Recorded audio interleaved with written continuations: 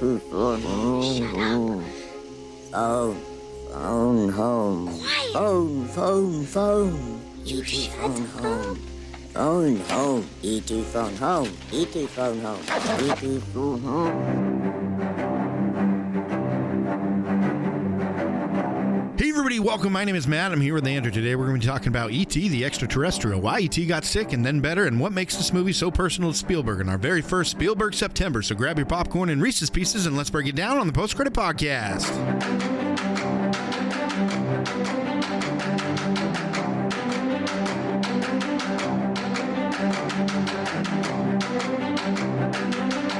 I should probably get into this. Yeah. So... I got me some chicken sandwiches I'm looking forward to. You know, like, let's hurry up and get done so we get these chicken sandwiches. What? And, okay, I was about to bring something up. That's why we're doing this episode, so we can bring stuff up. So, just intro this. Welcome, everybody. We are, in this month, we are calling this Spielberg September. So, do we agree on that name? Well, I came up with a name and figured it was good, so that's us agreeing on. Very, very thoughtful. You put a lot of thought into that. I'm like, let's see, no, Andrew doesn't care. So Spielberg September. They both start Spielberg with S. September. That's why I was like, well, we need to do Spielberg. Well, September's coming up, and that starts with an S too. So let's just go ahead and do that. No, but we've been talking about doing Spielberg for a while. We do our profiles, right? So I mean, the first one we ever did was Adam Sandler. Yeah. And that's good because that was during a certain part of our lives. But Spielberg, I mean, we just got through John Hughes, so yeah, we did a couple movies from John Hughes. And so, but Spielberg defined our childhood. Yeah, between George Lucas, Steven Spielberg, and John Williams. Those that's like the holy trinity, for 80s kids. Yeah, and for late 70s kids, 80s kids, early 90s kids. That's like the holy trinity right there. Yeah. Not to be blasphemous or anything, but of movies. Yes. During that time, that was this. I mean, you got Indiana Jones. I mean, there's so many more phenomenal. Yeah, I mean, Amistad. The Color Purple. All the first two Jurassic Park movies. Yep. E.T. Catch Me If You Can. Minority Report.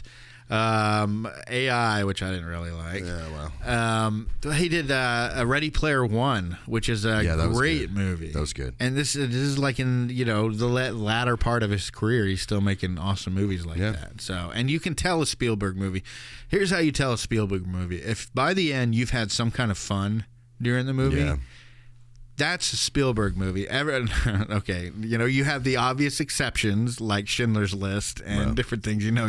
Whoever's having fun during those movies, this is what he does. Be scared of Spielberg. He always gives you a hero in every single one of his films. There's always a hero, and so you just go through the whole path of learning who the hero is and or who the real fantastical hero too, right? Yeah. Or whether it's aliens, dinosaurs, or even Nazis. Yeah. It's just something that you don't. It's not everyday. It's not commonplace. Yeah.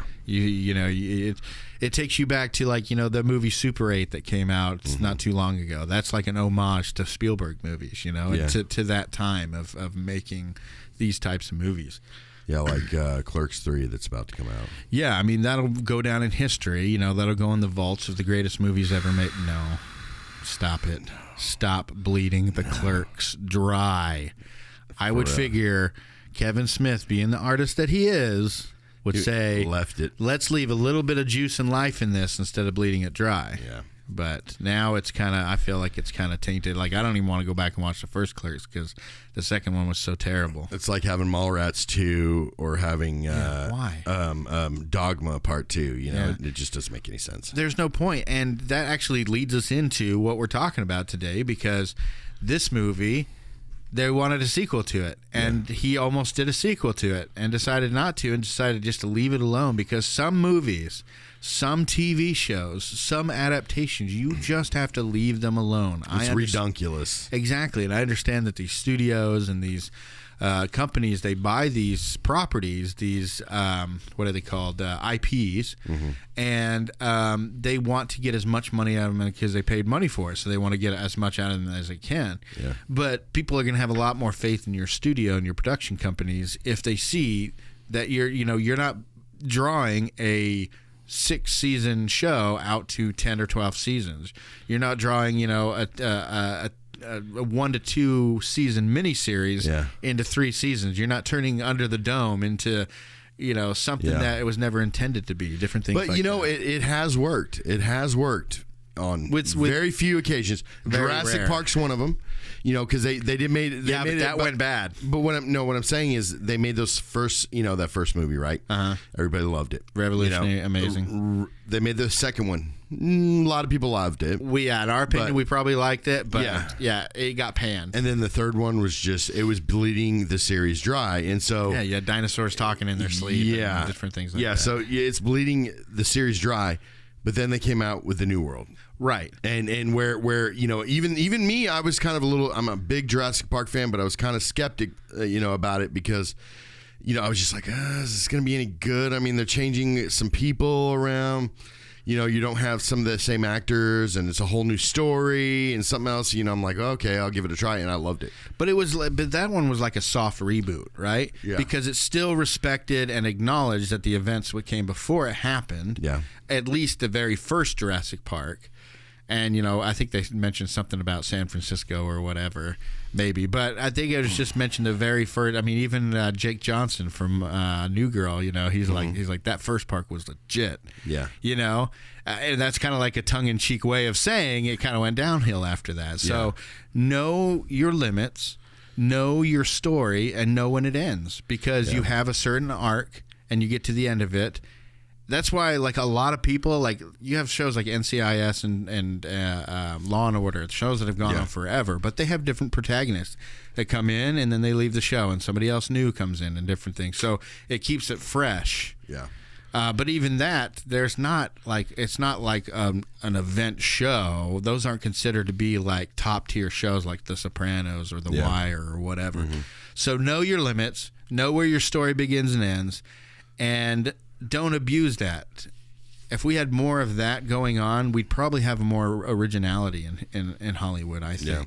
Instead of people just trying to copy, because it gets so big and you have to continue it on and on and on, and people go so sick of it, they're like, just make a copy of it with different characters so that we can like something else. I think the only time that kind of works is, you get in some of these superhero films, that I think that way it's the only time it works. I mean, like, look at with Batman, right? Yeah, because there's so many stories. Yeah, I mean, they did, several different Batmans, all by like different, directors, except for the first two. Obviously, even those have to have kind of like an arc, right? Yeah. Because I mean, like Christopher Nolan's Batman, it was already getting sour by the third movie. Yeah. Because he had supposed to have been retired, and he has these weird things that fix bad knees that nobody knows about, apparently, that makes it to where you can kick through cement walls. Yeah. All this kind of stuff. But, the point being is that even those Batman movies, even, the reboots and stuff like that, they're going to go. Spider-Man movies the same way. We got like our third iteration of Spider-Man because, they screw up this, that, whatever, and the first Spider-Man was awesome. Yeah. And the second Spider-Man was even better. Yeah. The third Spider-Man, they tried to push it too much and everything, and then it had its end. Anyways, we can get into it. They put too much into that third one. Yeah. And that's from a guy.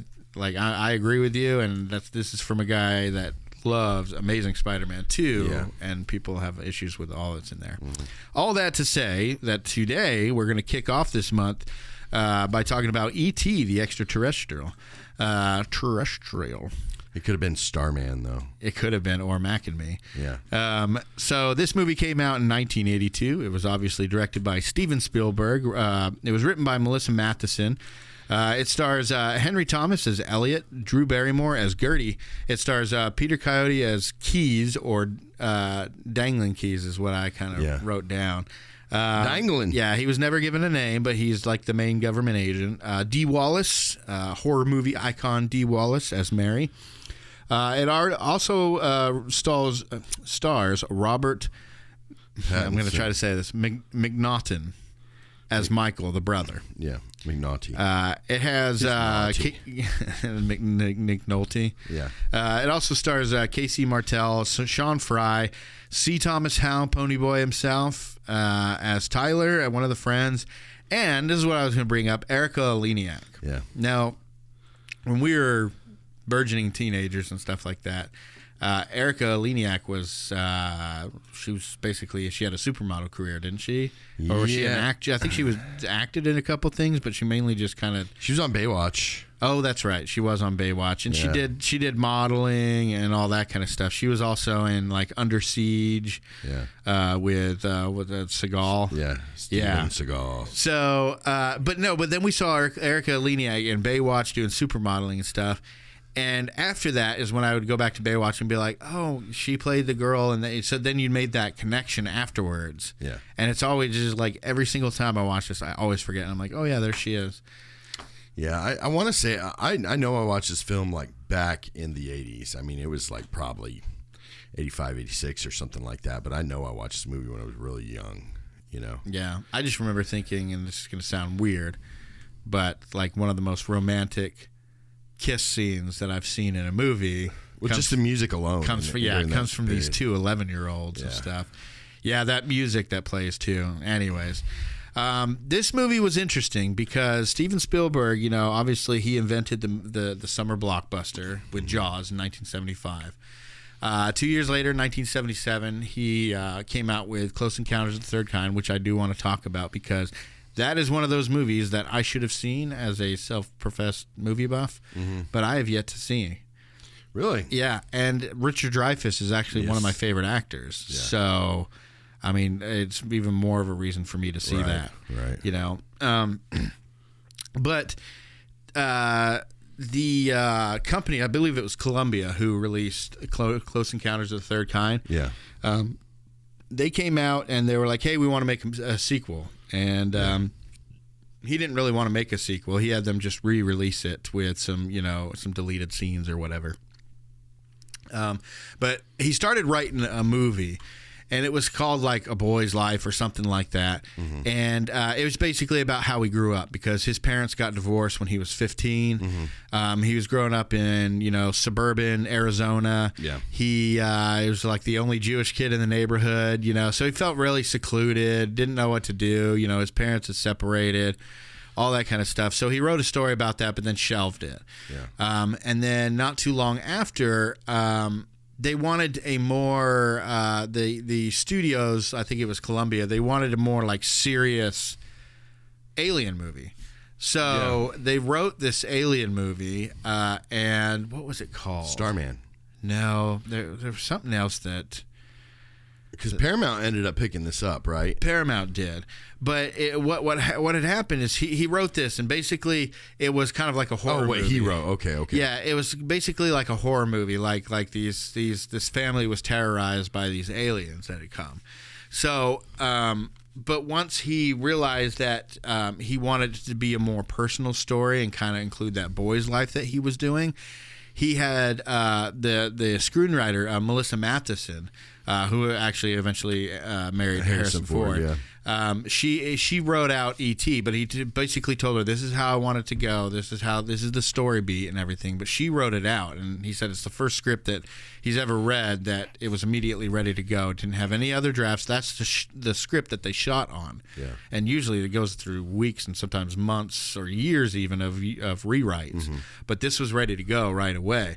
And so what they did was like they made it a little more kid friendly. They had the horror part of it about one family being terrorized by aliens in this house that they were in. Yeah.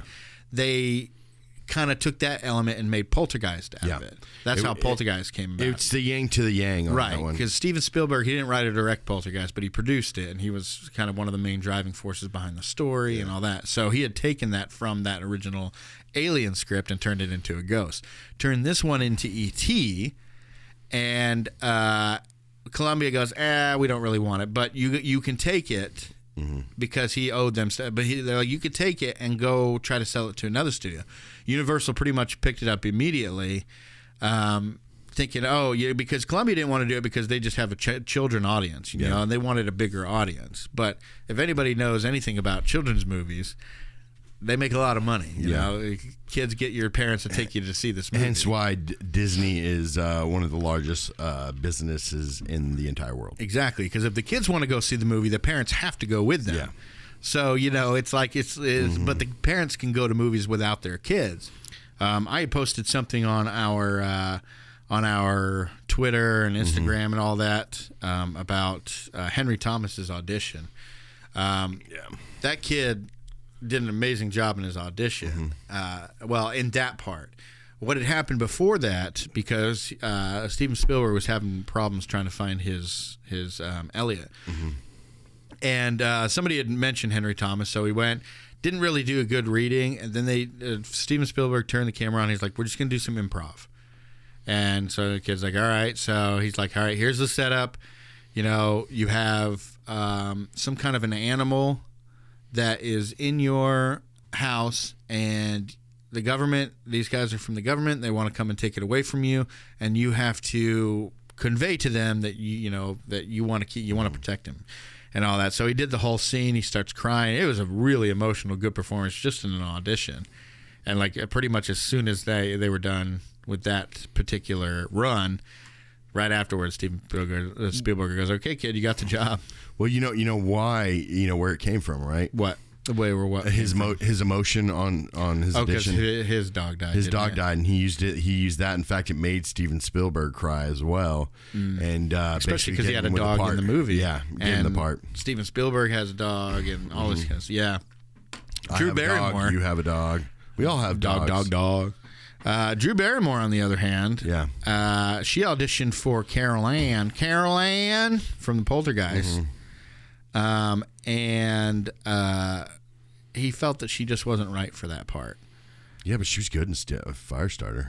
Yeah, and he thought she did a really good. Now she was only 6 at this point. Yeah. She was going to go do Poltergeist, but he's like, I got this other part for you, and it's in a movie that I'm directing and stuff. So she goes into audition and everything, and she starts making up this story. She's like, I'm in a punk rock band. It's called the Purple People Eaters. And we're touring around, and I'm like, and she's completely serious that she's telling people this story. Like, they said she was convincing, she was a good liar. Yeah. She made this stuff up, and but she said even from this young age, 6 years old, she knew exactly what she was doing. She knew how to twist people up and impress them and everything. And she did an amazing job in this movie. Oh yeah. So. And then, of course, we got, Peter Coyote, Robert McNaughton as Michael, which I always liked his character a lot. And I think Steven Spielberg said that that's more closer to supposed to represent Steven Spielberg. Yeah. Because, as I said before, this script kind of got turned in from that original one that he wrote about his childhood. And so, the parents in this movie just got divorced, just like what happened with his parents when he was younger. They got divorced when he was younger. And so that's really what this movie is about. It's not really about E.T. It's about this kid trying to figure out how to not be alone in this world, how to not feel alone, and how to get over this issue that he's having with his parents getting a divorce and everything. Do you agree? Do you think it's... No, I agree because, he did kind of, like he would throw in his mother's face more so than, the sister or even I'm talking about Elliot, with having to deal with his parents, breaking up and everything.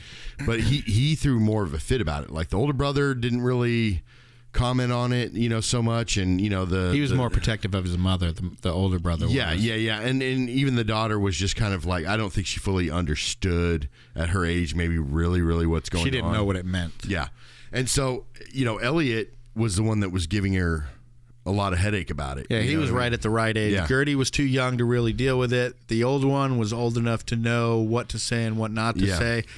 Elliot was that middle child who old enough to know what it meant, but not old enough to be mature about it, and so he's kind of in chaos.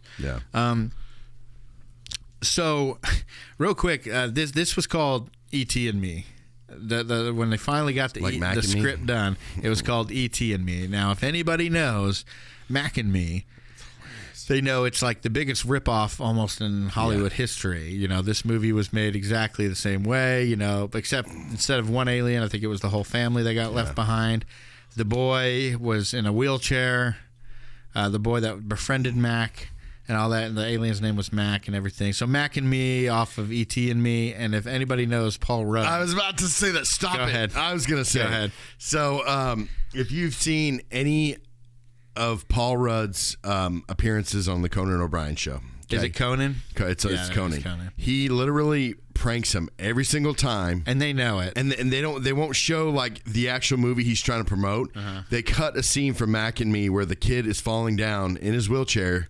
He's falling down a hill. Yeah. And every time it goes over, that's where it ends. He goes over the cliff. It ends right there, Yeah. you know. And so it's quite the hilarious. exact He sets up same Conan clip. every single Well, and time. Conan knows it. It's kind of become a running joke. And he probably, I don't know if he knew it the first time, but Paul Rudd being who he is, he's been doing this for over 20 years. Every time he goes, I think the last time he went on, he did break tradition and actually do it or whatever.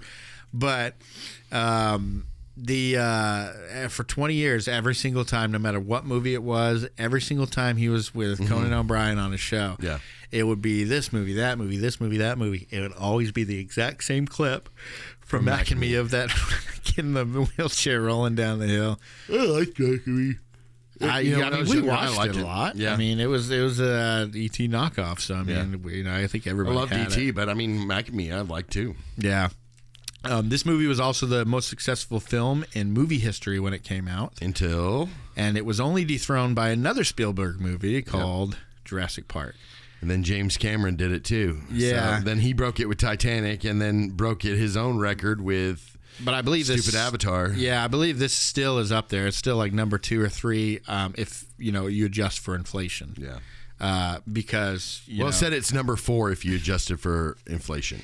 It came out with $300 and something million was what it earned, and it would be the equivalent of over $1 billion today. Yeah. So basically, like an Avengers movie. Yeah. And like the Avengers movies are the only ones, and maybe James Cameron movies are the only ones making over $1 billion on release, and that's basically what this movie was making back then. So. I mean, that kind of gives you a little perspective of how big this was and what a colossal, stupid mistake Columbia made in passing on this project. And they probably still kick themselves because, I mean, the Universal's still milking this. You know, they got E.T., as at the Paramount. Don't they have, like, Universal Studios? They have E.T. stuff there. And but this played in theaters it's also played in theaters for a whole year. Yeah. A whole year. It still holds that record. And it left theaters to June the following year. And I believe it's the one that stayed in there the longest. I don't know if any other movies stayed in there longer than E.T., but this stayed in there for a whole year. And it took 6 years for it to come out on VHS. It didn't. This movie was released in 1982, and it didn't come out on VHS until 1988. And it's because Steven Spielberg guarded the home release so dearly because VHS was still up in the air. Nobody knew if it was going to be successful, and I think he wanted it watched on the big screen and all that. But suffice to say, there were some gritty-looking bootleg copies going out there, and he didn't want that to be someone's first experience watching E.T., so he finally agreed to let it become a VHS. And this is also the very first time we hear the words Boba Fett spoken in a movie, and it's not even a Star Wars movie. Empire came out in 1980. Yeah. And Return of the Jedi came out in 1983. Now, Han Solo says Boba Fett in Return of the Jedi, but this came out before Return of the Jedi, and in Empire, Boba's name was never said. It was said in marketing and the Star Wars specials that were played. Then you have Boba Fett, but never in a movie had it been spoken until a movie that's not even Star Wars. But that's when when Elliot was explaining to E.T. who Boba Fett and Lando Calrissian. Well, and then Star Wars goes and gives E.T. homage in Phantom Menace, where you actually see the race of E.T.s. Yeah. On Phantom Menace. Yeah, the whole Senate scene. The whole thing is weird because it's like, well, E.T. noticed a dressed up Yoda, right? And they're like, well, it could happen because he was from their galaxy and everything and stuff. Yeah. But obviously, they're movies in our world. And Star Wars happened in a galaxy far, far away a long time ago. So I'm pretty sure but Yoda's it's never been dead confirmed a long that, time ago. That's still a theory. You know, that side of it. Recognizing Yoda. But. It's just a matter of two best friends that are putting shouting each other out and everything. Because Indiana Jones and not the Last Crusade. What is it? The Temple of Doom? No, not the Temple of Doom. Raiders of the Lost Ark. In Raiders of the Lost Ark, there's the hieroglyphics when they're digging in Egypt and stuff, and you can see R2-D2 and C-3PO and the hieroglyphics. Yeah, see, it's not easy, is it? So, anyways, getting started in this, we open up with the aliens coming to Earth. And it's kind of cool because it doesn't show the aliens in the ship. Yeah. But do you remember this scene being so long? I feel like when I was younger, like it flew by. Like I remember the movie starting off with Elliot going into the backyard checking for weird noises. I'm kind of thinking that maybe when they remastered it, the version that we saw, that we just saw recently, because. We might have, it might have been the last time I saw it was before the remastered version of it. And so maybe that wasn't in the original one that we watched. Yeah. What do you think they're doing here? Collecting specimens? Oh, yeah. Yeah. I mean, because. Do you think they're studying or do you think they're just planting them in their own home world so they have stuff from everywhere? Could be that because, like Spielberg was asked, what kind of creature E.T. was. And he said it's a plant-like creature. So. It would only go to show that maybe just to bring more different kinds of plants from all over the galaxy kind of thing. I think they're not like obviously not a warring type of creature, or race or whatever. They might be just a peaceful plant-like race, I guess. Yeah, when I heard that, I was like, he's a plant? Okay, so that's how plants look in his world, I guess. Yeah. And plants have figured out how to travel interstellar wise, in metal ships and stuff. Yeah, I see. I wouldn't go to that planet because they probably sniff each other all the time. Yeah, and it would make me think that it wouldn't be nice. Yeah, I caught myself not saying something, which I'm glad I didn't say. I caught myself. I didn't want to say that. Yeah, so I didn't. Well, we meet Jangly Keys. We got this Jangle. I think in the movie he's just referred to as Keys, but it's the only thing that really lets you know that we should be worried about this person is it doesn't show you his face it's ominous. You're somebody in the background. It doesn't show any of the agents' faces. Did you notice? Well, that? It doesn't show any adult faces until you get to a certain point of the movie, and that's basically when you see that agent's face. That's when you the only exception is the mother. Yeah. But if you look, the school teacher, you never saw the school teacher's face. Yeah. Some people may know there was a deleted scene with Harrison Ford in this movie. It's supposed to be the principal or something. Yep, he played the principal, and in the shot, you couldn't see him. You could only see his hand resting on a desk as it looked at Elliot. So, this movie is supposed to be very child-driven, from a child's perspective. Keep all the adults away from it. And what does it remind you of that we have nowadays? Chucky. Why did you say Chucky? Because remember, a lot of that film was filmed really low like that too. Well, I was looking for more like Stranger Things, but yeah, that's true. But Chucky too, right? I mean, tell me I'm wrong. I mean, I think you're wrong. No, you just told me to tell you you were wrong. Yeah, that's true. But most of that movie, that Chucky movie, I mean, it's shot from Andy's and Chucky's what Chucky's perspective would be. Yeah. Now, why did they wait for E.T.? Who? His people. Why didn't they? Yeah, I mean, I know people. They didn't want to be founded out. Yeah, but I mean, they're found it out. I shouldn't have said that. I was about to mess with you, but then I corrected it. I corrected it. I know, and I let it go. Yeah, but but they're interstellar travelers. I'm sure that they can have a way of keeping people away, and because the dude was 20 feet away from the ship when it took off. Yeah, and for all we know, they could have Men in Black technology where they could erase people's minds. Neuralizers. Yeah, they start neuralizing all the people and everything. But yeah, I thought that was kind of a dick move.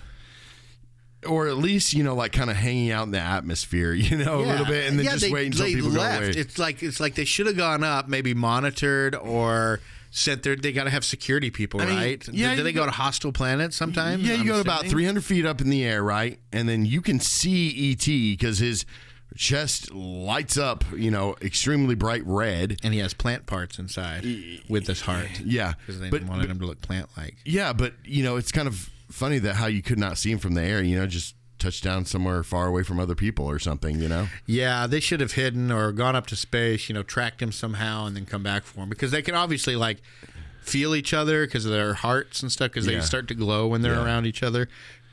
Because E.T.'s heart didn't glow until the aliens came back. Yeah.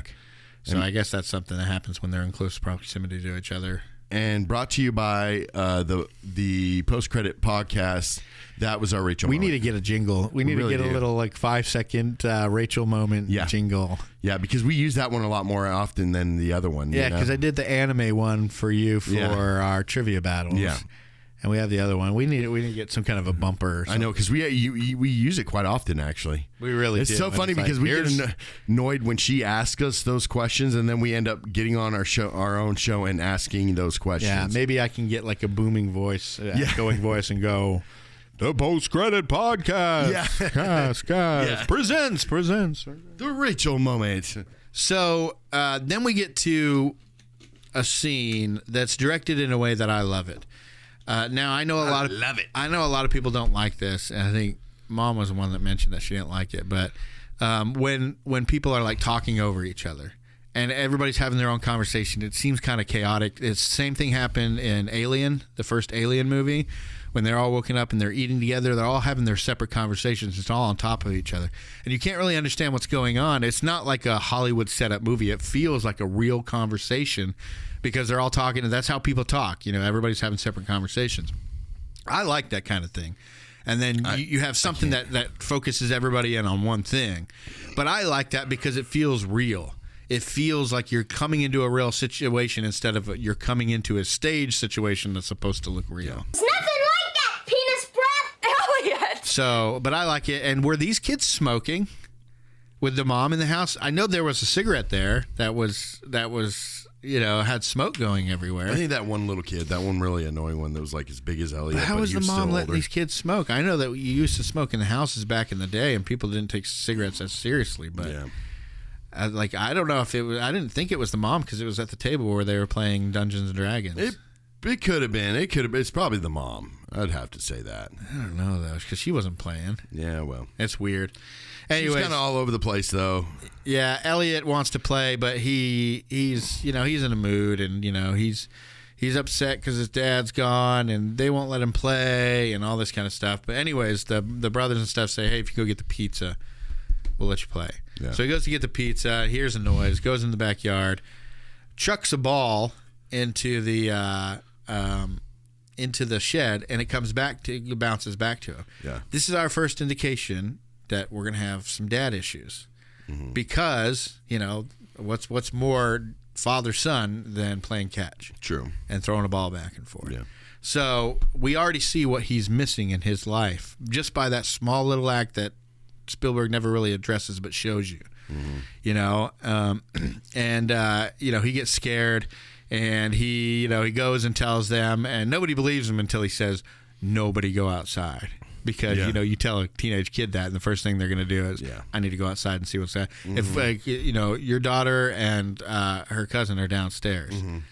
If we told them, there's something outside, don't go out there, what's the first thing that they'd do? No. Well, Keely would... They'd probably look out the windows at least. Yeah, my daughter would definitely force her cousin to go out first. Okay. And then she'd go out. So if it was us, but if another kid came running in and said, there's something out there, don't go out there, all the kids are going to go running.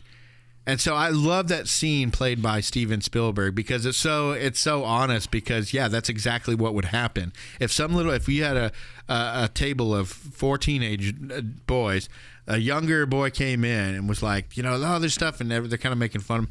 Like, seriously, guys, do not go outside. Yeah, of course, the first thing they're going to do is, all right, and one of them even grabs a knife. Yeah. And they take out outside. That's right. Yeah, both of them. Then they saw the pizza. But, the footprints were there, but they still didn't believe him. Yeah. And you know what's funny is that, you know, like this, getting to play Dungeons and Dragons was like the precursor to before we had like Nintendos. I mean, we had Atari and stuff like that, but, you know, it wasn't as more populated, you know, in the market than Nintendo, Right. you know? And so, you know, this is what they did before they had Nintendo. You know what I mean? So, Yeah. and I think it's kind of crazy because, you know, nowadays, you know, Dungeons and Dragons is actually getting a lot more popular with a lot of different type of people. And I think Stranger Things did that. Now, Yeah. Stranger Things and Big Bang Theory, both of those, because Big Bang Theory, everybody watched that, nerd, whatever, you know, everybody watched that. Yeah. And Dungeons and Dragons was huge on that. Stranger Things, that was a huge part of Stranger Things. Playing, I mean, they even made up names for the monsters that they called the monsters of the show. And so, you know, and to look at the comparisons, you know, the movie starts out with these teenage kids playing Dungeons and Dragons and everything, right? Stranger Things start with these 4 kids playing Dungeons and Dragons. Oh, so you think E.T. copied Stranger Things? No, I think Stranger Things copied E.T. Yeah. As we know, I mean, among it's just like a whole thing, like, you know, probably a little bit of Ghostbusters feel in there, a little bit of E.T. But I mean, E.T. is the biggest part of Stranger Things inspirations, and it's apparent in the Dungeons and Dragons, the kids. It's apparent in the way even one of the kids, the one that gives Elliot a lot of crap, he wears, when you see him riding their bikes, he's got the vest that Dustin has. He's got the hat that Dustin has, the trucker hat with the net in the back. And he's got the huge headphones on like Dustin does. Yeah. Like Dustin was an exact copy of that kid, basically. They get on bikes. They're the basically E.T. is like 11 and Elliot is like Mike. Right? Yeah. And he's taking care of this person and all that.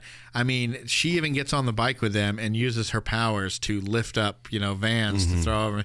Whereas E.T. uses his powers to lift them up, you know? So, and they're riding bikes around, which is what they did in Stranger Things. And so, I mean, like, you can't get closer to Stranger Things as far as an influence goes than E.T., I don't think. Well, so, I mean, so what we're saying here is that 11 could have caused less damage if she would have lifted everybody up rather than lifting up vans and throwing them. Right, but she was pissed at them and probably wanted to take out a little anger out of them anyway. So that makes sense. Yeah, I think so. But Elliot goes, and of course we're introduced to Drew Barrymore as little Gertie, and she is absolutely adorable in this movie. Yeah. She even has little lines like where she says something, then she kind of says it like this and repeats it back to herself. You know, like to where nobody can hear it, but you catch it. And it's hilarious. You could tell that she ad libs a lot of stuff too. Yeah, you know, in this movie, and not a lot of stuff, but a couple things. You know, yeah. I mean, this movie is just representative at 6 years old of how she was meant for this job. Yeah, and she still has the exact same lisp now. That she had back then. Yeah, it's adorable. But she was a good part of this, and she had some emotional weight. You know, she's the first one to hear him talk. Yeah. You know, she was the first one to hear E.T. talk and taught him the phrase, be good. Yeah. You know, which comes back, obviously. But he eventually knows that there's some kind of a goblin out there, a little poop goblin running around. He does look like a little poop goblin. Little brown and purple. You know, he's like supposed to be like 17 million years old. I kid you not. That's weird. They asked Steven Spielberg about it. If you have plants, because you have some trees that are that big. Yeah. Because he kind of looked like a little like stump where he could have his so it's probably like started out like a mushroom, like a little stump and everything, and the head grows out like because he wanted the telescoping neck, which freaked me out when I was a kid a little bit. Yeah, whenever he would go, I kind of feel like they didn't. You know what he kind of reminds me of? I mean, I don't know if you've seen the show American Dad. Yeah, what's his name again? Roger. Roger. I was going to call him Greg for some reason. He's literally shaped like E.T. That's right. To a point, you know what I mean? Yeah, and he lives up in the attic, and the government father found him. Yes, and E.T. dresses up as a woman. Yeah. And Roger does it all the time. Yeah. Dresses up as women. Well, Drew Barrymore or Gertie dressed E.T. up. And Henry's favorite part of that is whenever E.T. turns around, and so all you see is the wig and E.T. from the back with the clothes. And you can't see it's an alien. You just see a wig and this short, squat thing, just kind of like, you know, what do you call it? Like waddling away and everything. Waddling. It's pretty funny, but anyways, so he eventually goes out finding him. It goes out to where the Jangly Keys guy is looking for him. Jangly. But he's laying down little Reese's Pieces in a trail back to the house to try to get and lure him back, because if there's one thing kids know that everybody should like, it's candy. Mm-hmm. It's supposed to be M&M's. You know? I bought a thing of Reese's Pieces for us to have on the table. It's downstairs. Yeah. I mean, it's in the office. Yeah, those kids. Those kids. No, so, but did you eat Reese's Pieces when you watched this movie? Oh, yeah, yeah. I always love it. But it's supposed to be, like, if you look at the storyboard and the storybook of it, it's supposed to be M&M's. Yeah. But because Mars thought that kids would be scared by E.T., and then they didn't realize that they had like a record-setting year for Reese's Pieces after this. Oh yeah, it was their most popular thing, and so yeah, another huge company kicking themselves over ET. Mm-hmm. So nobody had faith, even though in the time since he had done things like 1941 and Jaws and Close Encounter. You should have a little bit more faith in Steven Spielberg, I think. But absolutely.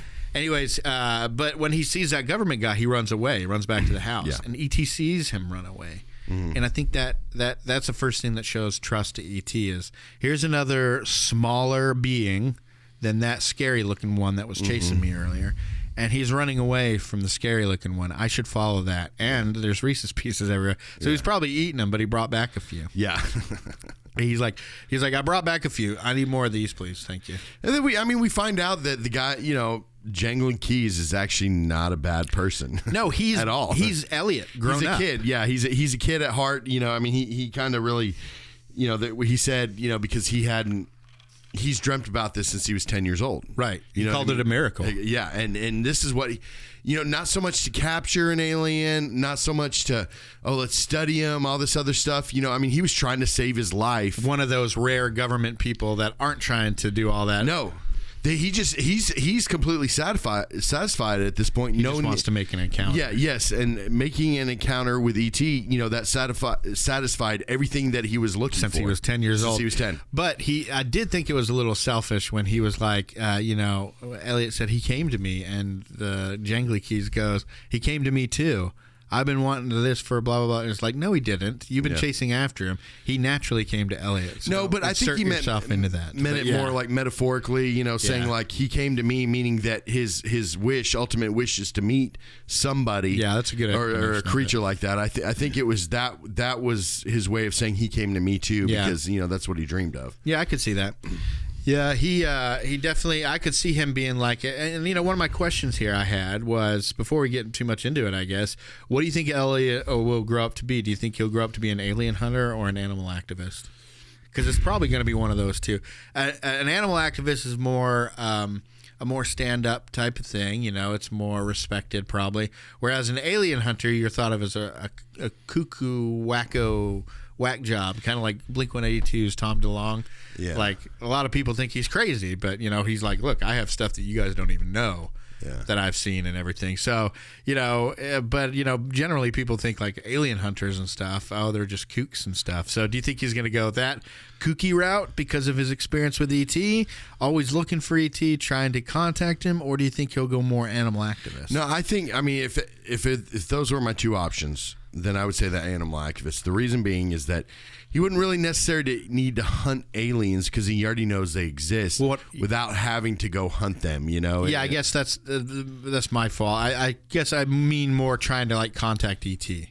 Well, I could see him working at NASA or something like that. You think he'd do it through mainline channels as far as having career technology, or do you think he would be kind of like Woody Harrelson in a RV in the backwoods of 2012 conspiracy theory and everything? No, I think he'd really go the straight way in the sense that because pretty sure that government's not going to let him really release any kind of information about that. You know what I mean? I'm pretty sure they're going to keep him his lips sealed on that one because he can't use that as, I know there's aliens, this and this and that. Yeah. He's I can see him working for the government because he knows secrets, Yeah.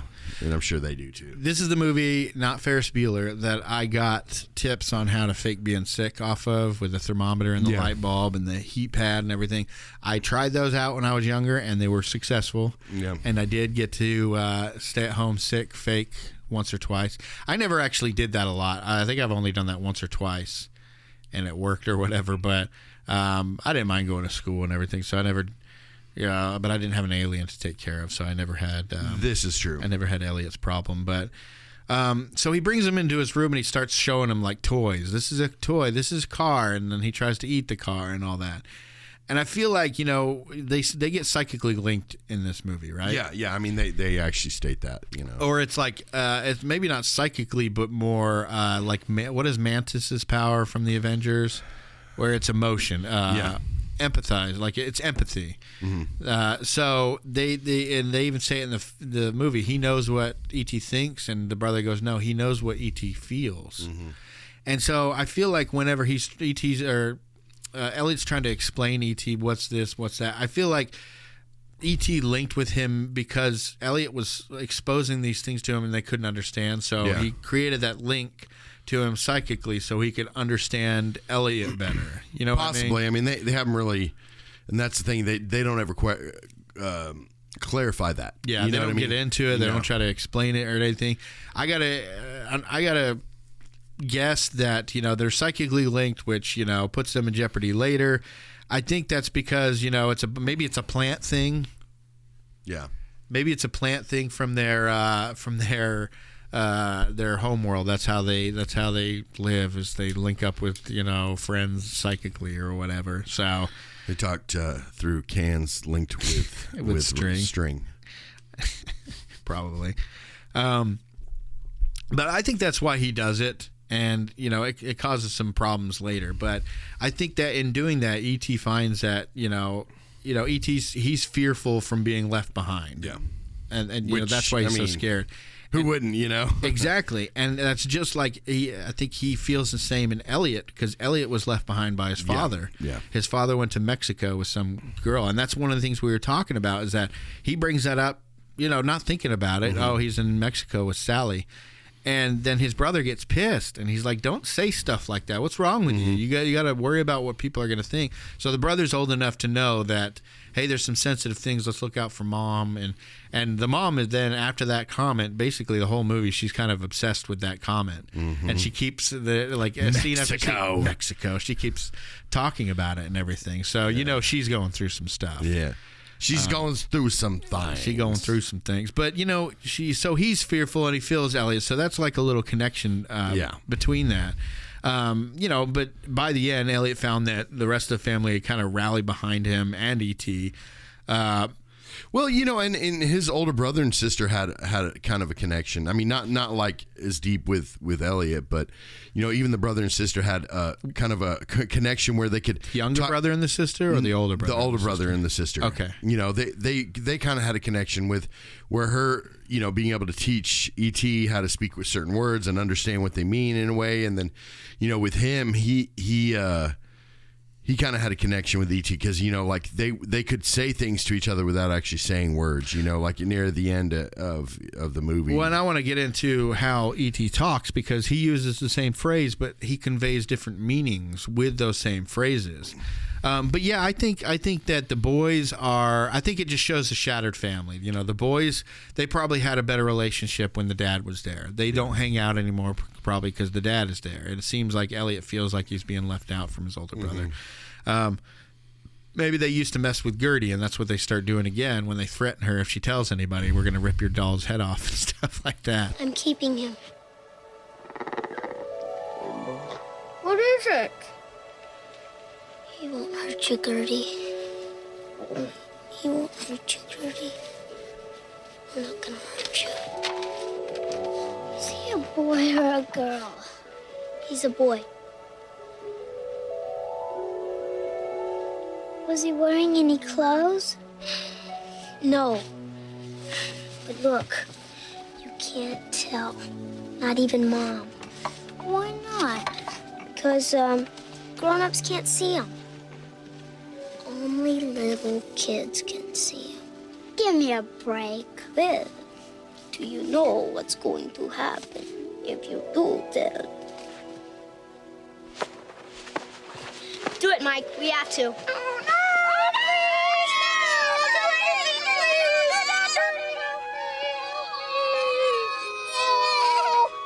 Promise? Yes. You promise? So, I mean, you even see E.T. E.T. was like, Yeah, he's like, you guys are jackasses. Yeah, you guys are a I bunch saw of that too, jerks. 'cause she was like, no.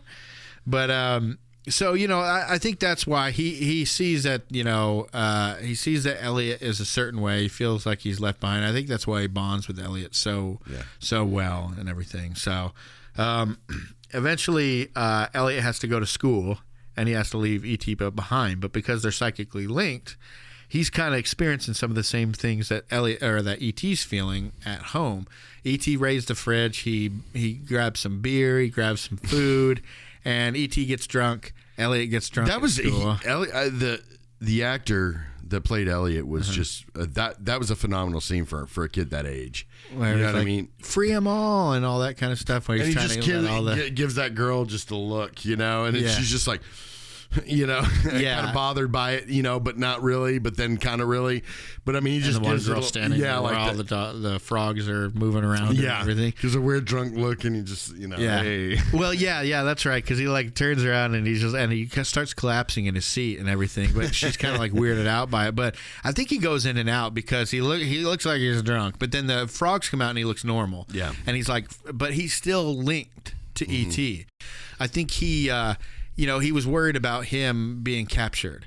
And that's what he saw with the frogs. They were putting cotton balls, and he feared that the government might do that. And that's what he told the guy later, don't take him away from me because, you're putting cotton balls with chloroform in there or whatever it was that was on that would slowly kill the frogs, make them go to sleep or whatever. And so he got that feeling for E.T. and started letting all the frogs go. And, and then as he's kind of walking through all the frogs, he's got the drunk look again and everything. And then it comes apart during a movie that E.T.'s watching, and it's some John Wayne movie. I forgot what the movie was called. But it's John Wayne, and at the same moment where this girl is going to leave in the movie, the girl that he has a crush on goes to leave the classroom with all the frogs in it, and he grabs her by the arm, just like John Wayne grabs her. Yeah. And they both kind of spin her towards him. And then John Wayne lays one on the girl in the movie. What does he lay on her? A kiss. Oh, okay. And then in the E.T., another kid has to come in so Elliot can be tall enough because he's so much shorter than Erica Leniak. But he stands on this kid's back, and he plants one on Erica Leniak.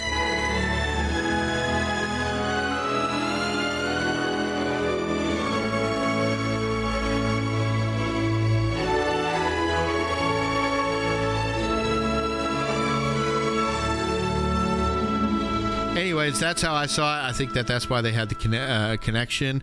The Quiet Man is the John Wayne movie that is being shown that E.T. is watching. Okay. So, anyways, but he gets home. Gertie's dressed up E.T.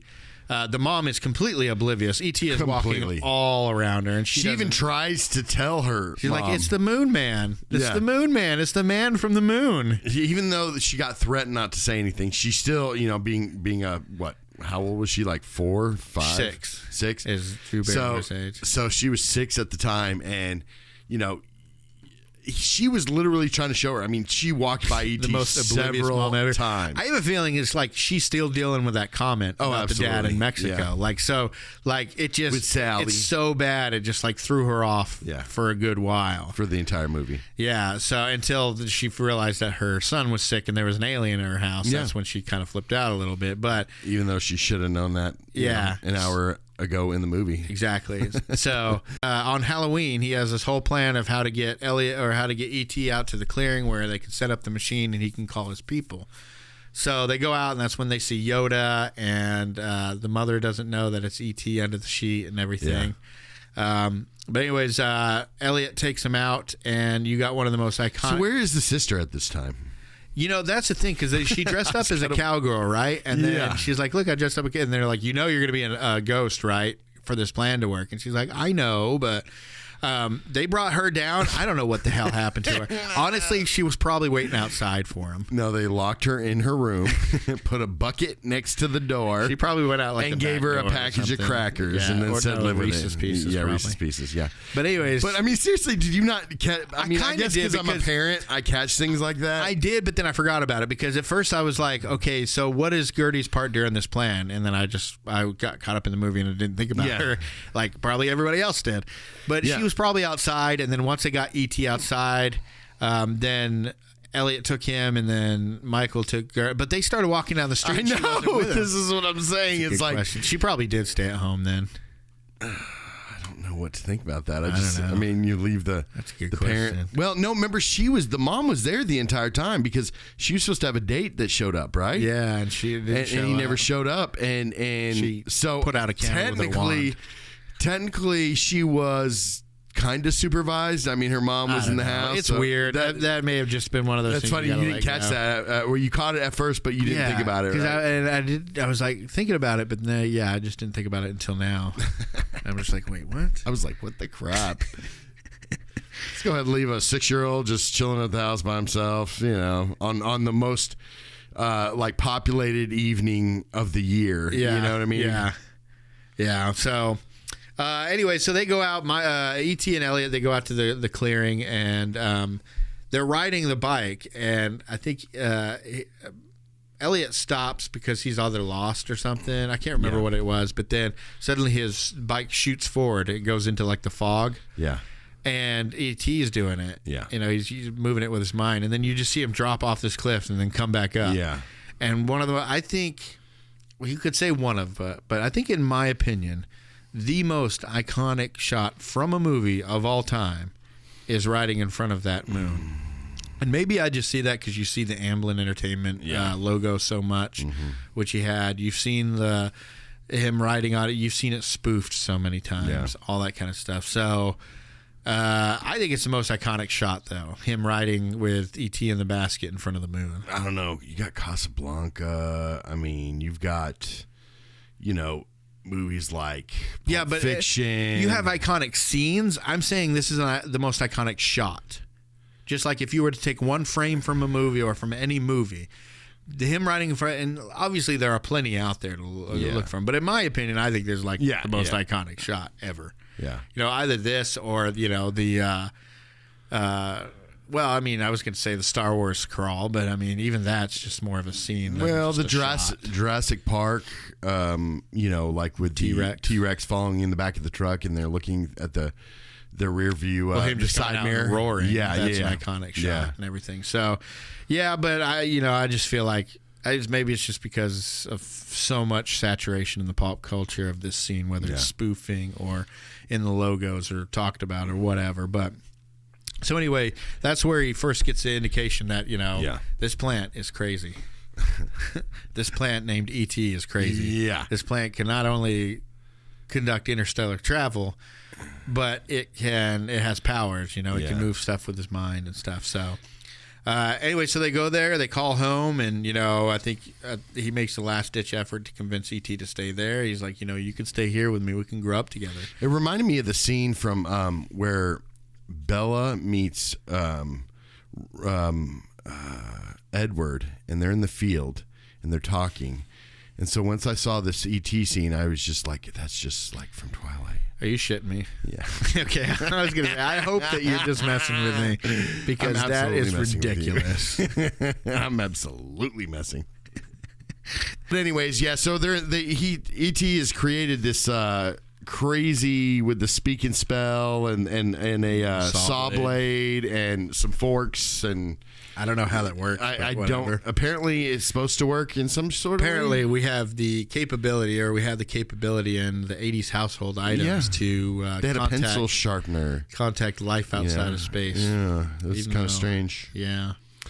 shouldn't happen that way. But and not only that, it's controlled by the wind. It's wind powered. Is it wind powered? Because I know they have an umbrella and everything. Well, remember they tied the forks or the whatever that was going over the blades to the branch. Every time I see the that contraption, I'm like, I feel like they just put a bunch of stuff together, so I don't try to figure it out or anything. I mean, look where we're coming from. You know, we've got try to explain the Holy Grail being a wooden cup and all the other beautiful, bright, shiny cups. Makes sense. And why wouldn't it be the one that doesn't look like any of the other ones? As Indy would say, that looks like the cup of a carpenter. Stupid Nazis. Stupid Nazis. But then he wakes up and E.T.'s gone. Where the hell did he go? I don't know. Why didn't he stay close to Ellie? I know he's sick, but I don't know where he went. He went for a little night swim in the moonlight. Something. Maybe he... Because I think they expected an answer back, like immediately. Yeah. But because he even said, maybe they can't receive it. Maybe you can't go back. Maybe you can just stay here or something. Yeah, his belly didn't light up. Maybe E.T. went off to hang out or hook up with the raccoon because there's just a random raccoon right near E.T. Did you notice that? I did see that. Did that kind of and the kid had to shoo it away. Yeah. No, I think what they were showing was that raccoon. They're scavengers and all that. The trash pandas. Yeah, same thing with like vultures. They'll just sit there and circle you until you're dead or pretty close to it. And start eating. Or maybe he was just giving CPR right before Elliot's brother maybe they showed spoke up. the same language or something because they were both like. This is true. But so, anyways, he goes home without E.T. His mom and his brother and his sister. They've been waiting for him all night. They got the cops there. They're trying to figure out where he is. He secretly tells Michael, "Look, this is where he is. Go find him. Please go find him. He's out there somewhere." But Elliot's very sick, and he's got a fever and all that. So they get him laid down, and then Michael goes out and he gets E.T. and he brings him back to the bathroom. He's actually a really good big brother, I think. He is like he was a jackwad at the beginning, but I think he was just messing with him. That's how he was just messing with him. Yeah, and like even if when his friends start messing with him, he tells his friends to shut up and stop talking about his brother. Well, especially when he figures out that his brother wasn't BSing him about the lying troll. about the goblin. The goblin. I'm still gonna call him a poop goblin. Where's that from? Because I know that's from somewhere. It's from the poop emoji. I think it might have been the Emoji Movie. It might have been a Seth MacFarlane thing, but it probably is. So he goes and finds finds E.T., brings him back. The mother then sees E.T. and Elliot. Now, why do you think that they're both sick? Because I don't think it explained why they got sick. Maybe some bad chili the night before. Bad chili. I was thinking about that too because, like, it would have made sense. And we know this didn't happen. And again, it is spoiler, but E.T. doesn't actually die. Like you think he dies. Yeah. If it would have made more sense in the theory that they were trying to basically make, their psyche and everything is linked together, I mean, because Elliot was showing, the hot sweats and the actual signs of a flu or a cold or something, just like E.T. was. But, E.T. was like, okay, I'm going to take away all this from Elliot so he doesn't actually die, and so he's going to take it all on him. And then he ends up dying. But for some reason, he woke back up. Right. So, like, maybe it's like they go into, like, some sort of sleep or something. Their race goes to sleep for... I mean, you got to think about it. He probably hasn't slept the entire... remember that's the first thing that him and Elliot did when they got up to his room. They were both like... Yeah. When they linked, and they both slept. And I didn't see him... best sleep of their life after that. Right. And I didn't see him, E.T. eat any, soil or manure or anything else like that. Manure? Besides Reese's Pieces. Maybe it was dang Reese's Pieces. Maybe he had sugar. He was diabetic or something. Or that's literally all he ate for 3 or 4 days. Here's my thought, and it only clicked in place after I found out that he was a plant. Okay, what do plants breathe in? Sunlight. Well, I mean, sunlight for energy and stuff like that. But they take in carbon dioxide and they expel oxygen. Correct. Right? So they need the just like we take in oxygen and we expel carbon dioxide. But if we took in carbon dioxide, we'd probably die. So he needed to suck in on an exhaust pipe. Well, no, that's carbon monoxide. Yeah, we don't want carbon monoxide. Who knows? He might like it for dessert. A little bit of tailpipe for dessert. So... if he is a plant and all he's getting is oxygen, right? Maybe that's why he's getting sick. Now it could be like other planets or something like that, or take in whatever. But here on Earth, it's like plants take in oxygen, or that they take in carbon dioxide and they expel oxygen.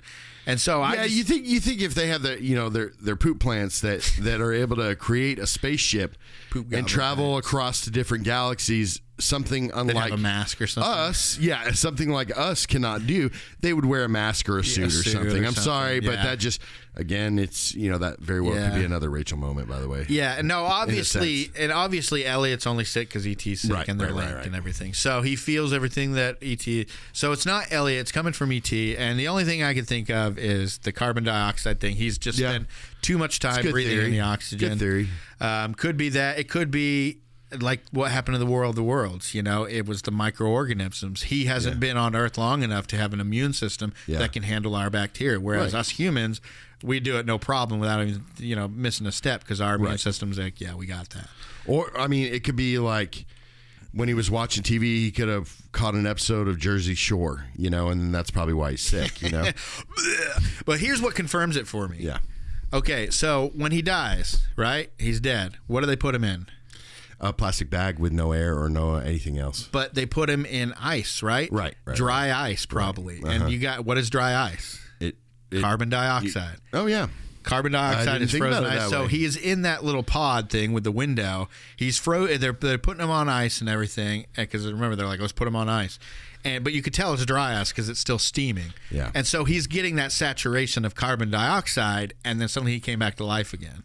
Well, maybe, so that's my thought. And that's a good thought. I just, that's kind of one of those things where I consider this a plot hole in a way of speaking, because, they don't explain it. Not even the scientists, people, the FBI or whoever they are, CIA. Like it's never explained in the story why they got sick. Why he got sick and how he came back to life, And so it's, granted, I think they had oxygen on him and nothing was helping. I'm thinking like Steven Spielberg was probably like, this is really not important to explain this. Maybe why, not. Or maybe we're talking. That's why he's a plant. Yeah, that's true. We're talking. He wants the audience of the children because again, they're going to bring the parents, and he had to figure out some way to get him sick. Yeah. So and to show that link between him and Elliot, right. So then Elliot goes in there and opens up the thing, and he's been saturated in the dry ice and everything, and then suddenly he's comes back and he starts glowing just as he shuts the thing, but I guess that means people are coming.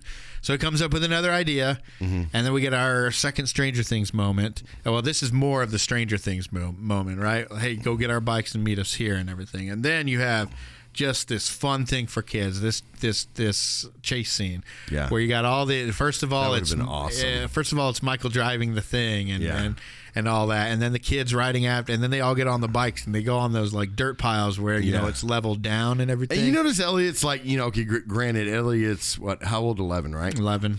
He's just chilling by the back of the van, and you're seeing, they do the I'd shots. Be like, oh shit, I'm gonna fall out. Exactly. At 11-year-old doing that, but you're getting these scenes and you're seeing the van, bouncing around, but then it cuts to the scene of inside the van. Michael's not a good driver because remember, he's never driven forward before. Correct. but then you get the shots to the back of the van with Elliot, and it's barely even moving. You know what I mean? Like you can see that it's moving from the background, but it's barely moving. Right. So, and you're like, that kid could have fell off, but then he's like, here, let's just try to pull all these off there so nobody can track us. But they found him obviously, but we come to find out that this guy Keys, we're thinking, oh man, he's such a bad guy, but then you kind of start seeing little pieces here and there that he was willing to do anything to help E.T. And when E.T. was dying, he even told Elliot, he's like, what can we do differently to help him? We want to help him. We don't want him to die. Now, he could have been saying that because, they didn't want him to die. They want to be able to take him back and experiment and all this kind of stuff. But I think in a way it was more or less like, if he's dead, then it works out for everybody. You know what I mean? He doesn't have to hunt this creature. He doesn't have to try to track this creature. He doesn't have to try to imprison the creature. It's already dead. It's kind of like, And also, what if they come back? Yeah, we need to find out weaknesses and different things. Right. And so I think kind of in a way he wasn't doing it for nefarious reasons. I think he was really truly he thought it was a miracle because he Yeah, he wanted to see this. He had he had that sense of wonderment about him. You know, I think that he joined this particular, whatever these agents are, particular branch of government, the Men in Black, where he knew that's what he'd be doing, but he didn't have all like the sinister attentions that probably his higher ups did, or the strict. But I got to be an agent of his peers or whatever. He's like going along with it, but he just wants to see it and experience it. And Spielberg's great at showing that, you know, I mean, just again, you know, he started shooting in this movie where it was, you know, at a lower perspective, you know, a child's perspective or E.T.'s perspective. So he makes this guy look like seriously, you know, evil, have nefarious doings and whatnot. But he, you know, and then you get to meet the guy and you realize, you know, look, there's the wonderment. And he's got a kind face. There's the wonderment, you know. He's got a kind face, too. So, and, you know, that guy, Peter Coyote? Yeah, he auditioned for Indiana Jones. Oh, okay. He auditioned for Indiana Jones, and he even wore a fedora. His agent was like, "Here, wear a fedora." So he wore a fedora in there, and then as he marched in the room to go do his thing, and he tripped over a lamp wire. And it just took away the whole swagger of Indiana Jones, and so like immediately, like he lost the part doing that. But that's like Nathan Fillion trying to be, you know, Indiana Jones. It's like, exactly, not really a true fit. You know, because he's so goofy and everything. But that's why he wanted him this. That's why Spielberg wanted him this, because he's like, he's an adult, but he has the sense of wonder of a child searching for not to do anything, just to see and to witness that life. So, and I think we see that at the end too, because he could have easily caught E.T., got on that ship or captured E.T., and probably would have got away with it, because this is not radioed his people. Here's where I'm at, and this is not a combative race. You know, you find out E.T.'s not really they're smart and they have powers in a way, but they're not a combative race. You know, and so he could have easily took the ET off there, like you said. You know, calling the guys to come and pick him up, but. He respected it. You know, he got his moment. To see it. He got his moment. All he wanted was to see it. Now, it sucked for him, because when he finally saw it, the alien was sick. Yeah. But now he got to see it and all, you know, being healthy and getting on a ship and all that. And a wrong get righted, you know, basically. Yeah. So, but anyways, they go on that chase scene, and then of course, you know, all the kids, and in the Stranger Things fashion, they come up to that blockade. It should be the E.T. fashion, really. Yeah, I know. In the E.T. fashion, we keep saying they use the powers, and instead of making the van go over them, they go over the van, and they go for their little flight. Do you remember? Now, did you watch the one that I rented? Yeah. Okay, because there is a re-release that they did. And it had a computer-animated face of E.T., and it made it look weird, and you can't even find him anymore now, because Steven Spielberg realized he was wrong in doing that and promised to never do that to any of his old movies again. Yeah. But also in that movie, those guys had shotguns at the blockade, and they digitally removed them and had them holding walkie-talkies instead, because they didn't want the gun thing. It was just like in 2002. There had been school shootings and all kinds of stuff, so they were trying to take out the guns and stuff. But anyways... they take off and they fly, and these other kids that were friends that had no part in the rest of the movie suddenly get to be there at the climax. So I just thought that was weird, but whatever. But they're the wolf pack. Yeah, that's Hangover. You know, when E.T. was dead, he said, "You know, you must be dead because I don't know how to feel." Yeah. Do you think he was really dead at that time, or do you think that E.T. just broke the connection so that I can't really say? I can just kind of feel like maybe he was always alive, or maybe he just had a factory reset like you do on your phones or something. Or the carbon dioxide thing. Yeah. I think they were reaching over at each other. So I think E.T. realized that he was making Elliot sick, and so he broke the connection. And maybe that connection was keeping E.T. alive, like he was using, like not knowingly, but in being connected to Elliot, it was keeping E.T. alive. Even though they were sick, it was kind of dragging them all parasite, down. Parasite type relationship. Right. And as soon as that they released, E.T. got worse, Elliot got better, and E.T. like circled the drain after that, you know. Yeah. So it could be hangover from the beers for all we know. Yeah, you know. Yeah.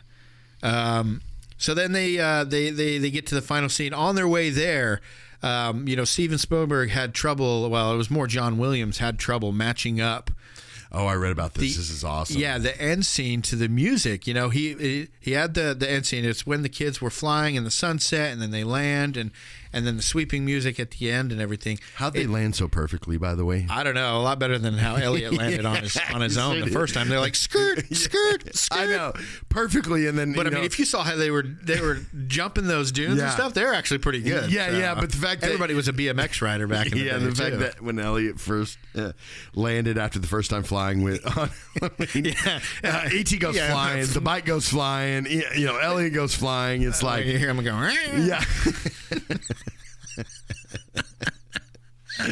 He used so many different. He used Spielberg's voice for him for ET. He used the lady was a Tuapac smoker. Yeah. That was the lady of or it was the voice of ET. And Spielberg just did the voice on set, so that the actors could hear. But then, Ben Burt, who is like the sound designer of our childhood, he came up with the noise for lightsabers, blasters, TIE fighters, anything in Star Wars. He came up with the noise for it, the sound for it, or whatever. It's like they're connected somehow. Yeah, or something. It's like Steven Spielberg and George Lucas are best friends. Yeah, or something. But yeah, so he had trouble matching up and it just wasn't sounding right to Steven Spielberg. And John Williams was having a little issues too because of the timing of how it was edited, because it was already edited at this point. Yeah. So Spielberg just goes, look, and he shuts off the screen. He goes, do it how you want to do it. Yeah. Do it how it's natural to you do it. So John Williams did it how it was natural for him to do it and how it should sound musically, because the music has to be in time right. Yeah. It can't be off time where it's going to make everything, even if you're watching whatever, that auditory, it's going to stick out like a sore thumb. Mm-hmm. So that has to be perfect. So he made the music, and then Steven Spielberg re-edited the end around John minor Williams' edits. music. It was said it all just it for timing. It just took a little bit of minor edits. It wasn't something like it was a huge deal, but it just like showed. When it's the sweeping part, he wanted that to be at the right time. So and you he would hear a just make lot of similarities and stuff that he did that was other than Star Wars. You know what I mean? And you can tell John Williams. Yeah, you can tell because music. I mean, just some of the way that the music sounds and the way there's a lot of similarities. Same thing with Hans Zimmer. Yeah, Hans Zimmer is my favorite. I know that there's some stuff going on with him, some sketchy stuff going on with him in Hollywood right now. Yeah. But he's still my favorite composer. Like John Williams is right there, and I would say maybe even tied with Hans Zimmer just because he was so part of the childhood. But if I had to pick the ones that I like more, Hans Zimmer hands down. Yeah, for me it's RZA. So RZA? Yeah. Who's RZA? He's the one that did all the Blade movies. Don't laugh at me. Blade. RZA is pretty. I mean, this dude's sick. Okay, I liked it. Whatever. Was it like electronic music? Yeah. He. Well, I mean, RZA is also in Wu-Tang. He helped start Wu-Tang. Oh, duh. What the hell am I thinking of? But he did Blade. He's done several movies where he's done the score for it and everything else like that. But I mean, he really is a genius when it comes to the producing music. Yeah. You know? And we were talking about special effects too back in the. Do you remember the ET video game? Yes, I do. It's still to this. I hadn't even thought about it until just now. Yep. Still to this day, it is considered to be the worst game of all time, worst video game of all time, because the premise of it is you have a little amorphous shape that kind of looks like ET. It looks like poop. It looks like this poop, weird right? backward C, and it's weird and it's crappy. But then you have these colors. And they're like slightly different shades of color. No, it's like this. Here's his body, and here's his neck, and here's his head. Oh yeah, that's right. It's really weird. And then you just got these weird, like a blue, and then a darker color blue, and the darker color blue is a pit, and you have to drop down into pits to find the machinery to build your phone to call home. Yeah. And that's the whole movie, and it's just colors. And the little blob of ET walking around. There's no like discernible shapes of anything. You're just dropping into holes. And they should have put that video game in like a Wreck-It Ralph movie or something. I think that would be kind of cool to actually. Frogger had more to it than this game, and it came out for the Atari. It was just awful. It was something that they slapped together in probably I think it was like 4 weeks or something like that. And it was probably something that they had they had the basics to another game that they had started on, and just slapped the ET shape in there and said, just release it. It's like those artists. Get it out there so we can start making money. Yeah, it's like those artists that that just throw paint at a canvas. You know, that the video game creators like, here, let's just throw some animation over here. Little even 2D, that would have been better. A little 2D action. This was here. so plain. It was just colors and little circles that he would drop. That was it. They took Mario's boot and then turned it into basically that's it. Turned it into That's E.T. it. It took him like 2 weeks to get it done. They chopped off some of his boot and put it on a video game. And it did so bad that they took all the consoles, the games, the cartridges, and they put in. This is the rumor or the urban legend is that they buried him in a hole in Arizona somewhere or something like that, because there were so I was many watching of them. something like that about so many of a them different that didn't video sell. game. Yeah. Yeah. So, anyways, so this they land, and then they you have the big finale where he tells everybody goodbye. He tells Gertie the first thing that she taught him, which was be good. I just wanted to say goodbye. There's no goodbye. Be good. Yes. He tells Michael, thank you. Something we didn't hear him say throughout the whole movie, something we never saw anybody teach him. Thank you. Welcome. But he saw what Michael did. Now, Michael didn't have too much of a connection with him as much as maybe Gertie or But he was looking after his little brother and his little sister. Yeah, and I think Michael or E.T. could see that Michael was taking care of his family, and he was there for his family. So I think he was also saying, "Thank you for taking care of my friend Elliot." You know, because he needs you, and E.T. kind of understood what that Elliot was going through some stuff. Obviously, like the mother, the mother. I'm not saying it wasn't the mother's fault because you don't really get that much background besides the fact that they broke up a couple months ago, and I think he's already in Mexico, a good few months at least, or a year, because they were already divorced. Yeah, and everything, so. But what I'm saying is he's already with a girl named Sally, who the kids know who it is. Yeah, he's in Mexico with Sally. It makes you think that basically the husband cheated on the wife and moved on. Yeah, like he was like maybe a secretary or something. Right, and so Michael, E.T. recognized the fact that Michael was like the father. In this picture to his brother and his sister, and almost kind of like the husband to his mom, that kind of thing. He was just kind of like the male stand-in, and so I think E.T. saw that he really was, he could be a little jerk sometimes, but I mean, the kid's like 16, 15 years old. What do you expect when he's got a little brother that's a couple years only, And honestly, because of the awkward looks that they were given, his dad went to Mexico. Maybe it's Mexico. Yeah. Maybe that was the story they were told. Maybe that's why she maybe kept the mom saying said he went to Mexico. Yeah. Or maybe the dad said, hey, I'm going to Mexico or something. But really something else is going on, Yeah. Maybe they just use that to say he's left them and gone very far away. By the end of the movie, Elliot realizes he's been doing the same thing. Yeah. He'd be doing the same thing if he left, and that's why when E.T. said come, and Elliot goes stay, Elliot wasn't asking E.T. to stay because he knew he couldn't stay. That's the whole point of getting him to the ship. Yeah. This is the thing about words and phrases that I was talking about in this movie. E.T. says come, meaning come with me. Yeah. You're not happy here, come with me, or you haven't been, or whatever. And Elliot doesn't say stay as in E.T. you stay. Yeah. He's saying no, I have to stay. I know what I'm good. I'm good now. Yeah. Come.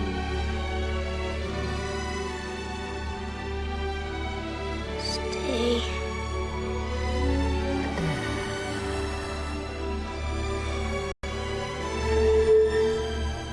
And I think that E.T. understands and responds by saying, Ouch.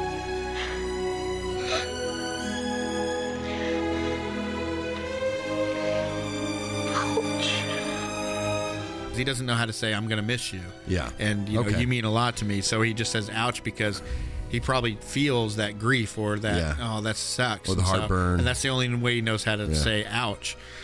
So that's him saying, I'll miss you.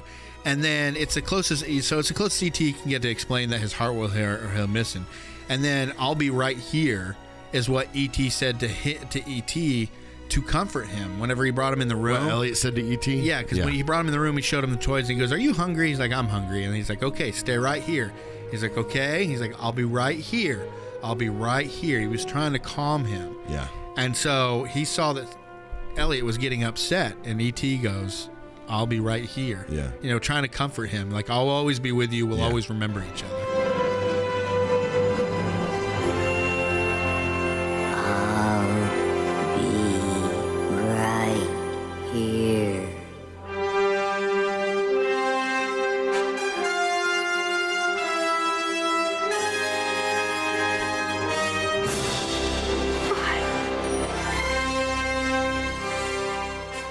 Yeah, and he can come back and visit him anytime. You Yeah. know? Do you think E.T. did that?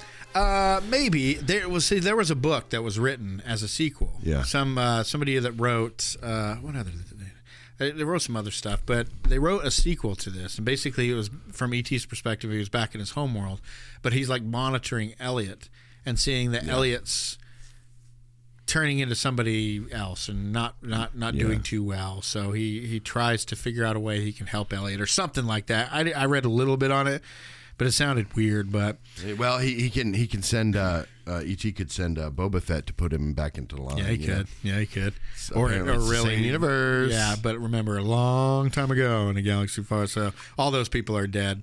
Yeah, I mean, but Even, it might the be people in the horrible sequels, they're all dead too. right before George Lucas passes. He says, "Oh, tricked you." Chewbacca's maybe still alive. yeah. That dude lives forever. Yeah, He's true. over 200 years old. But this is supposed to be like Spielberg's childhood. E.T. represents Elliot losing his childhood. When he has to grow up after his parents' divorce.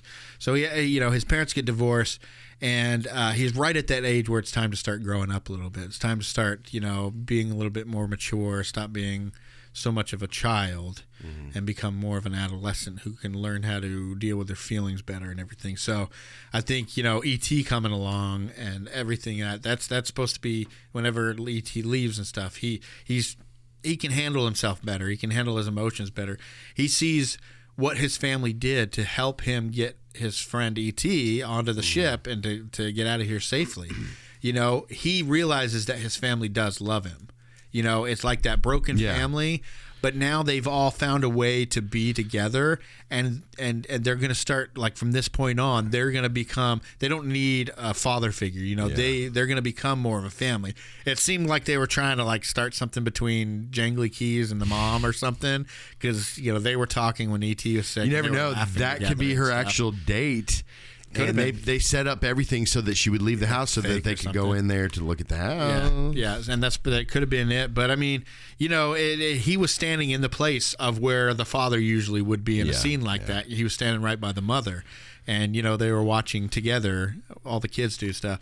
So I think he's in a lot better place. Healthier, and this is him letting go of his, having one last adventure for his childhood before he starts to, grow up and, realize that his dad's going to do his own thing. Yeah. I mean, I get that part about it, but I mean, look at his brother. His brother wasn't too grown up, really. Yeah, but I mean, the family was healed, point, right? Yeah. We had the healing finger. E.T.'s healing finger. We only used it once, he only used it once. Yeah. He tried to use it again when the dude had the knife through his head because he thought he was hurting. He's like, ouch, ouch. Ooh. Oh. Ouch. Oh, stop that. Ouch. No, don't. Ouch. Ouch. It's a fake knife. It's a fake. Ouch. Okay. But I think that whole healing finger, I think it also showed that E.T. healed the family. He was almost like a healing plant, right? Yeah, like a balm or salve from some kind of a plant. Like wherever you get poppy, where you get heroin from or something. Yeah. Like that. Some kind of a medicine. I don't know. But it showed Elliot that his family did care about him. Because when he'd be like, "Yo, my dad would have believed me," towards the beginning, and I just brought them all close together. And then of course he took off, and John Williams' epic score continues to just soar. It's one of these movies where this is a John Williams movie. Superman is a John Williams movie. Indiana Jones, Star Wars, those are John Williams movies. You can't really say that much about composers, but there's such his pieces on those movies, and most of his pieces in particular, are such a huge part of the movie. Yeah, you can only almost call them, if from a music standpoint or whatever, a John Williams movie. But anyways, what's your favorite part of this movie? First of all, did it hit just as good as it did when you were younger? Better. I think so too, because I loved this movie when I was younger, and then I think I watched it when I was growing up a little bit, and I was kind of bored with it. Yeah. And then I showed it to my daughter, and I liked it because she did this thing where she took a plant and she squatted down real slow, and she's like, "I'll be right here." And then she did this little squat walk up the stairs. It was hilarious. Oh, goodness. And I have to mention that. But yeah. I didn't find as much enjoyment out of it when I was, before that, when I was older. But I think it was like examining this movie again, like we've been talking about how it does. And maybe it's been so long since I saw it and really paid attention to it.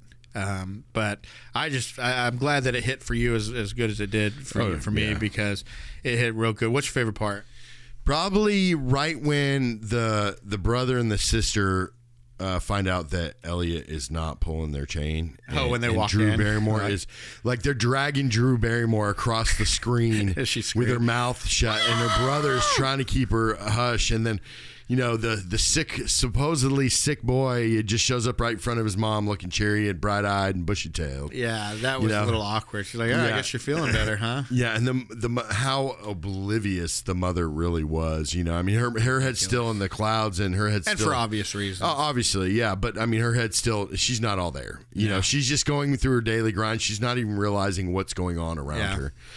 She was awesome in this movie too, but she portrayed it. I have two favorite parts. I mean, obviously, like I've told you before, I'm a climax guy. I really like a good like sweeping climax, or when things are epic scenes. Like the Ferris Bueller, I talked about the parade scene. The big sweeping music number and those big epic scenes. So obviously, I really like the end.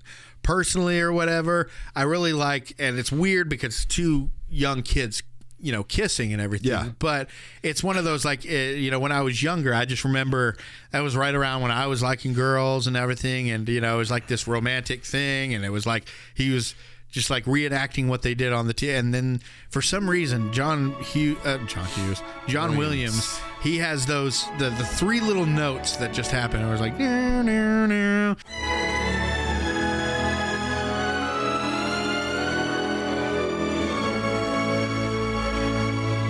It kind of like sweeps back into the E.T. theme and everything.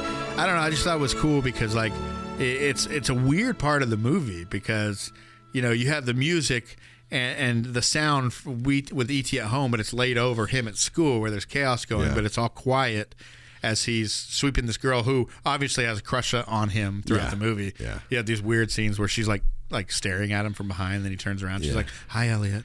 Yeah, I know. And she's like, "Oh God!" It reminds me of Dwight with Angela right behind him. It's like, "Oh God!" For Dwight to be freaked out that badly too, that just is hilarious. Yeah, but no, I mean, she did like. I swear, she looked like 4 or 5 years older than him.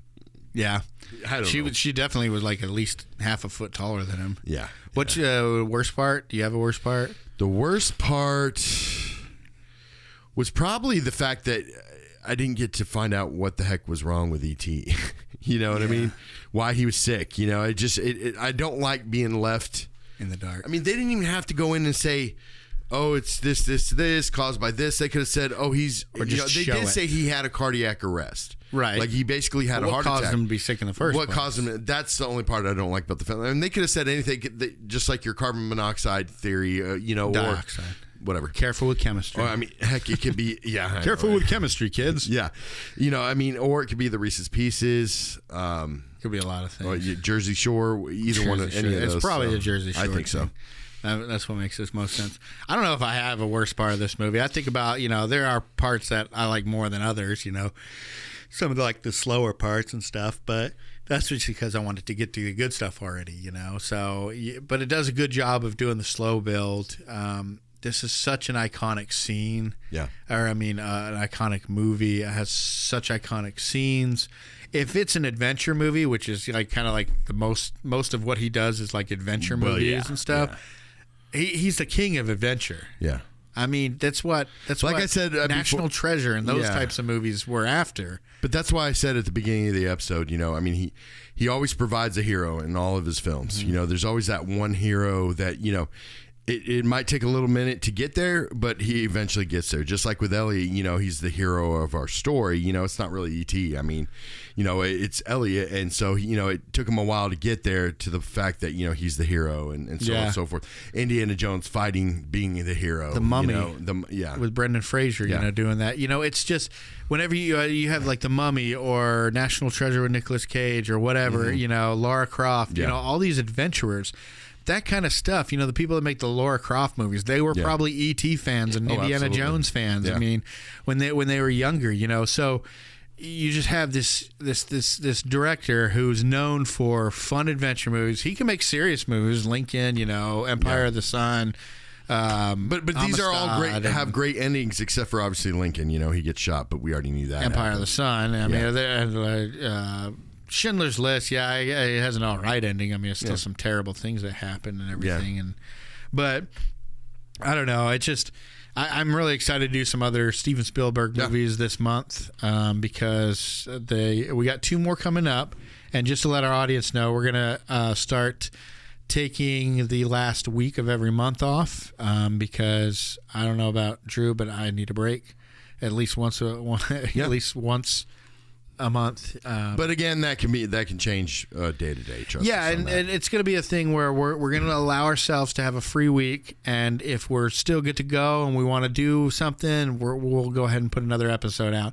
Now this month, not so much because we got some personal stuff we got to deal with, but yeah, for the next for this week and the next couple of weeks, we're going to be doing some Steven Spielberg until we get into some other fun stuff in October.